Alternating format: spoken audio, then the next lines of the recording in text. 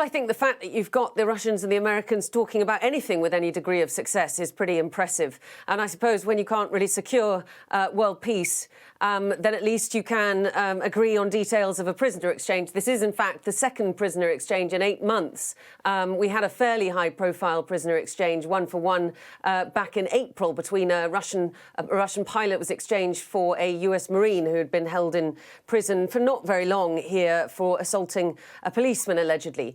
But Brittney Griner is the most famous American detainee because she's a huge basketball star. So her arrest back in February for allegedly coming into Russia with cannabis oil in vape cartridges in her hand luggage caused a huge stir. And we heard Antony Blinken, the US Secretary of State, say sometime in the summer that he'd had high-level discussions trying to ensure that both Brittney and Paul Whelan, another US citizen who has been in jail for a long time here in Russia, that the Americans had made a substantial offer for both of them.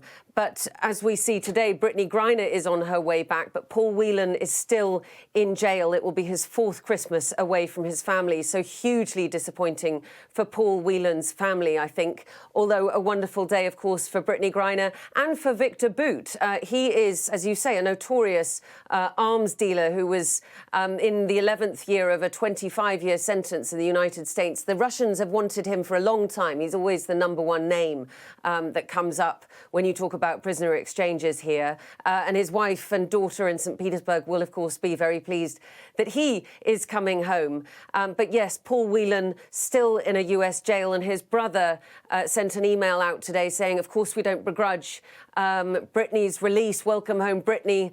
You know, we're so glad for your family that you can feel this way, but perhaps the American leadership needs to take different steps. He said, for example, the US needs a swifter, more direct response, may mean taking more law-breaking, Kremlin-connected Russians into custody.